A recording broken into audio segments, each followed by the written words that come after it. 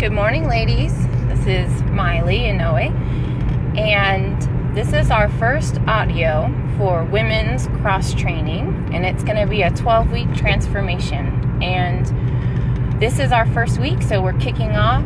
We already have our circuit workout done, and check your emails for the latest videos I did, but then also I'll be fixing up the units tab in our Facebook group, so you can also look there. And then after we close the Facebook group, you'll be able to find all of this on our membership site. Okay? So, the cost of getting lean is what I give to most of my clients that are working with me as they start to think about losing weight. And so as I advertise this training to you all, everything that I was putting out towards that kind of thing was saying that I wasn't going to have us losing weight, I was going to have us lifting weight.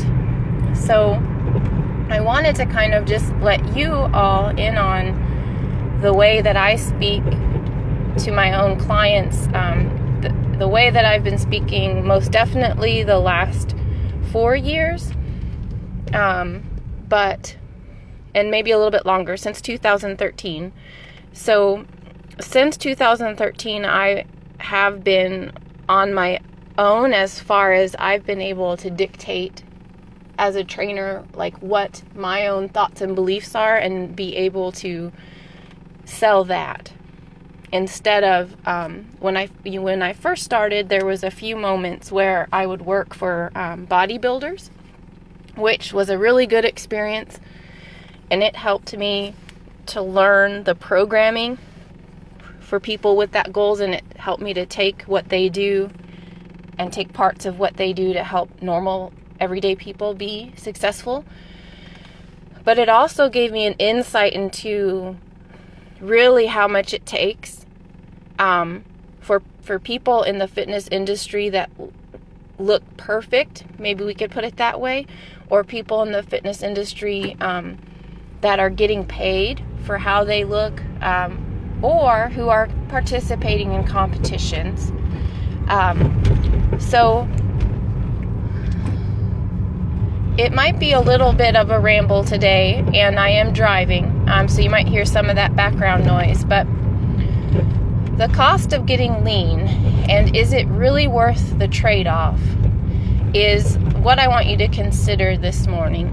So if you have a goal of losing body fat, what I want to do is help you have a good path for practical actions that you can take and things that you can expect that you'll need to do if you want to see results, so that it's a little bit more clear, because I think the fitness industry can be really, really confusing on exactly what it might look like in your day to get results, because each different thing is trying to sell you a different plan. So the literature I give you is through Precision Nutrition, and that is who I've been certified through. I went and did that in 2015, and now I can use their materials as a coach.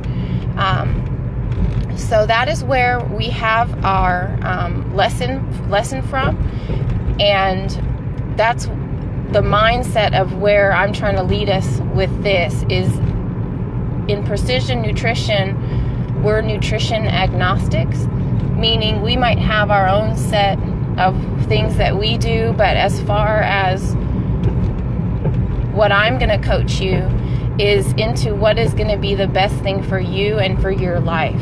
So if you are a person that desires to get on stage and do competitions with how your body looks, or if you are a person that is going to be doing modeling and it's very important for you to have a certain look, then I will say that I don't have any bad feelings about that. I think that is awesome, and I think it's its own sport in a way, because it has its own unique challenges, and it requires great discipline. So I would encourage you to do whatever is on your heart to do, but I will say that I'm probably not the best trainer for you, unless you just kind of want to do the weightlifting portion. And as far as the nutrition portion, I'm going to be a little bit more lax than you might enjoy. Okay? And that goes for anyone else that really likes to stick to a rigid plan and doesn't really want to think too hard about what they're doing. Because my method is not necessarily to give you a lot of extra work to do, but I do want you to be thinking about what is best for you. So as you look at the handout, The Cost of Getting Lean, what you will see is like what might be an unhealthy range. But if you're a woman and you are 30% body fat or less, then I want you to know that you are in a reasonable range. For most women, below 30% would be a healthy range. And so what I actually tell clients is that I try to actually do a body fat test to see where they are if they are concerned about it. Because sometimes what happens, what I see lots of times, is that a woman will be within a healthy range of body fat, but then they're still not quite happy with how they look. So what I want the first goal for you to be is just in a healthy place, okay? So for many of us, like if you believe that you're over 30% body fat, and if you don't know, I would suggest that you get tested. And you could come out to meet me sometime in Overland Park to have me test your body fat. If you can ever get out there early on a Saturday morning and you want that done so that you can have a better idea of where you're at, then I'd be more than happy to do that with you. It would only take about 5 minutes. But I want for you to first just get into the healthy range. So when you look at this chart, it's going to be the very first block under unhealthy would be what you would need to do to be within a healthy range. So it'll give you some, like, what kind of an athlete might be at that range of body fat, and then what your day might look like. But then on the opposing side, it's going to tell you some things that you're going to need to do, okay? So I'm not going to read the whole chart at you, but I wanted to just let you know how to use it. If all you're really concerned about is being healthy and not really worrying too much about your food, then what I would do is practice working the habits that you see in that first rung of being in a healthy body fat, okay? Because once you get into the other rungs, it can be a little bit more challenging and it can mess with your head a little bit, especially if you just don't care about it that much and you just want a little bit of guidance here. Now for the rest of you, I just wanted to share that I sit between 19% body fat and 22% body fat. And I also wanted to share that even as a college distance runner, my body fat usually did not fall below 18%, even though I weighed much less, okay? So I weigh about 157 pounds, I think, today. And then my body fat is around 22%, between 20 and 22%, I believe. I need to get it tested again, honestly. But that's typically where it is when I'm at this weight, because I've kind of learned. But then when I was a college distance runner and I was 120 pounds, then I was still at 18% body fat, okay? So as you're looking at these different body fat ranges, what you might do is look at the habits required for that body fat and see if those habits required seem reasonable to you, okay? So that's how I would like you to use this chart and how I ask the women that work with me or the men that work with me to use this chart, because I feel like that helps you to make it stick with your life better. And that is what I believe truly helps transformation. So what you will find is that once you find a level of discipline with nutrition that you want to go for, once you start really getting it down, what you might find is that even if you started off with just that healthy range, that you wanted to start doing the habits that are within the healthy ranges of body fat, then you might find that once you start adhering to some of those things, that you might find it easier to go to the next level. Okay?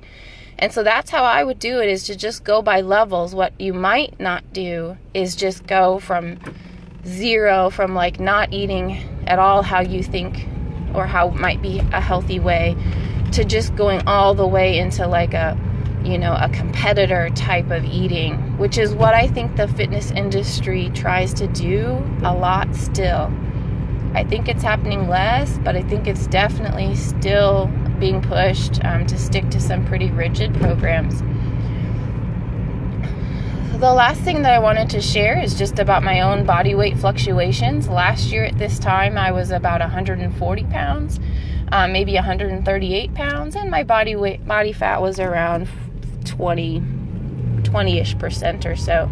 And then within this last year, I have gained almost 20 pounds, and 20 pounds depending on what the day is. And I just wanted to also let you know that my body weight fluctuates about 5 to 10 pounds during the course of a month, okay? Depending on where I'm at with it. So the bottom line is still, for women's cross training, I don't want us worried about losing weight. I want us focused on lifting weights and just adopting some healthy nutrition practices each week, okay? And part of the reason the biggest reason I was 140 pounds was only because I stopped lifting, and I did start playing with some intermittent fasting and some more stringent dietary things for a period of time. I had hurt my back, and I had decided to start doing more yoga and stretching and take a long period of time of recovery. And so I didn't require as many calories because I wasn't doing the Olympic weightlifting, and I wasn't doing the heavier things. I was just doing a couple days of a full body workout, doing my Olympic lifting, but just doing it with like the bar, okay, to just kind of keep my form. And then I was doing a little things here and there, but I wasn't doing much weightlifting at all, except for just the form with about 45 pounds. And that's what I was doing during that time where I weighed less last year. My idea with that is, honestly, it was a little bit of vanity, or it was just a little bit of fun. I wanted to play around with it because I wanted to shoot a bunch of videos, like a bunch of stretching videos, and I wanted to shoot a bunch of like lighter videos, like band exercises and smaller weights. And I wanted to have video of myself actually being physically smaller. So I do know how to do that. I do know how to change my body. And that is another reason why my body weight fluctuates so much, is because I can kind of just choose. Because I know the habits and I know the planning. Okay? So if you have a specific goal, I just want to stress to you that is possible. It just takes discipline and planning.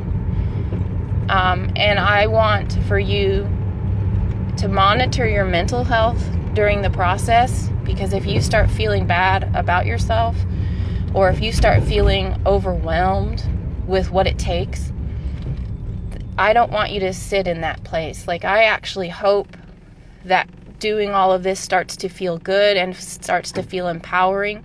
And what I want to do is to be there for you in these times of change, and just help guide you in a way that is kind to yourself and loving to yourself. And a lot of you ladies have done Loving Her, my book, or read Loving Her, my book for women. And so all of my women's programming and men's programming will focus on love for yourself and what is healthy for you. And what I consider healthy for you is something that is not going to throw your hormones off, and something that's not going to lead to bone loss or muscle loss.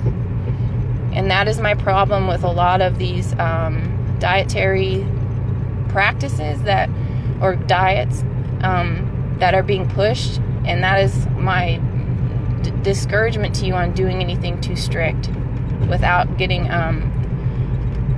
advice from your doctor or from someone that's been trained in proper nutrition requirements for you to even just exist and live and be healthy.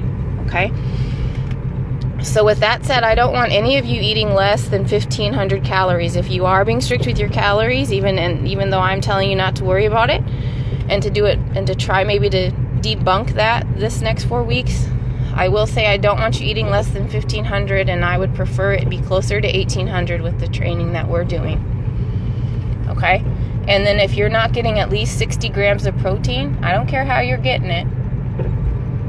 If you've figured out a vegetarian way, or a way that is with some supplements, but at least 60 grams of protein is the minimum requirement for a woman to just exist, for most body weights, okay? And we'll be talking about other little tidbits, and I'll be sharing some other little videos, and everything is going to be under the unit section, okay? So, if you have any questions at all, put them in the comments, and then remember that you can invite ladies to this training, and we will still be accepting women into the group during this whole month of January for this kickoff for this brand new way of doing trainings that I'm doing. So, just let me know if you need anything or have any questions. I hope you all have a beautiful Tuesday. Bye.